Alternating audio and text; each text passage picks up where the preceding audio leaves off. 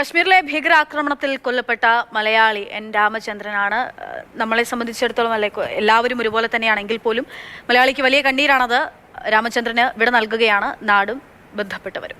ഭാരത് മാതാ കി ജയ് വിളികളോടെയാണ് മകൾ ആർതി ആർ നായർ അച്ഛനെ യാത്രയാക്കിയത്. അന്തിമോപചാരം അർപ്പിക്കാൻ സമൂഹത്തിന്റെ നാനാ തുറകളിൽ നിന്ന് ആയിരക്കണക്കിന് പേരാണ് ചങ്ങമ്പുഴ പാർക്കിലേക്കും വീട്ടിലേക്കുമൊക്കെ ഒഴുകിയെത്തിയത്.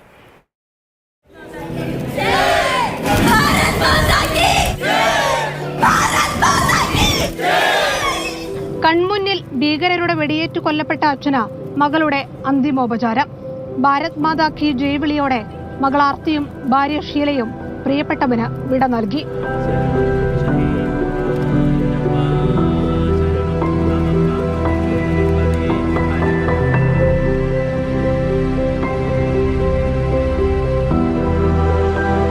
എൻ രാമചന്ദ്രൻ അവസാന യാത്രയയപ്പ് നൽകാൻ ഇടപ്പള്ളി ചങ്ങമ്പുഴ പാർക്കിലേക്ക് രാവിലെ 7 മണി മുതൽ ഒഴുകിയെത്തിയത് പതിനായിരങ്ങളാണ്. കുടുംബത്തെ നാടൊന്നാകെ ചേർത്ത് പിടിച്ചു. കേരള ഗവർണർ രാജേന്ദ്ര അർലേക്കറും ഗോവ ഗവർണർ ശ്രീധരൻ പിള്ളയും പുഷ്പചക്രം അർപ്പിച്ചു. Let us stay together and show all our enemies that we are one and we are not going to surrender before all your terrorist activities. മന്ത്രിമാരായ പി രാജീവും എ കെ ശശീന്ദ്രനും സംസ്ഥാന സർക്കാരിനെ പ്രതിനിധീകരിച്ചെത്തി. കുടുംബത്തെ അവർ ചേർത്ത് പിടിച്ചു. എല്ലാ ചിന്തകൾക്കും അതീതമായി ഓരോ ഇന്ത്യക്കാരനും ഒരേ മനസ്സോടുകൂടി ഭീകരതയ്ക്കെതിരെ നിലപാട് സ്വീകരിക്കണം. സുരക്ഷാ സംവിധാനങ്ങൾ ശക്തിപ്പെടുത്തേണ്ടതുണ്ട്. പ്രതിപക്ഷ നേതാവ് വി ഡി സതീശൻ, ജനപ്രതിനിധികൾ, സാമൂഹിക സാംസ്കാരിക മത നേതാക്കൾ എന്നിവരും എൻ രാമചന്ദ്രന് അവസാന യാത്രയയപ്പ് നൽകി. ഈ രാജ്യത്തിനു വേണ്ടി വീരചരമമടഞ്ഞ ഒരു പോരാളിയായി ശ്രീ രാമചന്ദ്രൻ ഇന്നും അനുസ്മരിക്കപ്പെടും എന്ന കാര്യത്തിൽ യാതൊരു തർക്കവുമില്ല.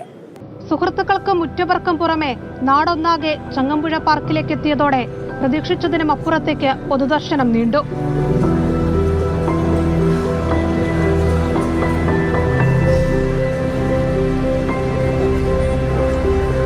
ഒടുവിൽ സന്തോഷത്തോടെ കളിച്ചിരികളോടെ കശ്മീരിലേക്ക് യാത്ര പുറപ്പെട്ട അതേ വീട്ടിലേക്ക് വിലാപയാത്രയായി എൻ രാമചന്ദ്രന്റെ ചേതനയറ്റ ശരീരം.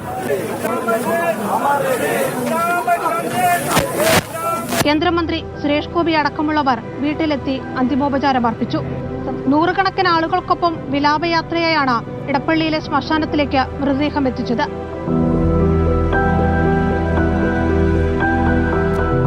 സംസ്ഥാന സർക്കാരിന്റെ ഔദ്യോഗിക ബഹുമതികളോടെയാണ് നാട് എൻ രാമചന്ദ്രന് വിട നൽകിയത്.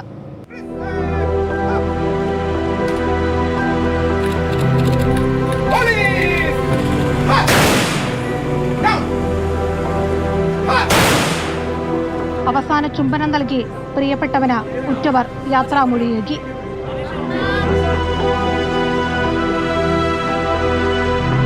മാതൃഭൂമി ന്യൂസ്, കൊച്ചി.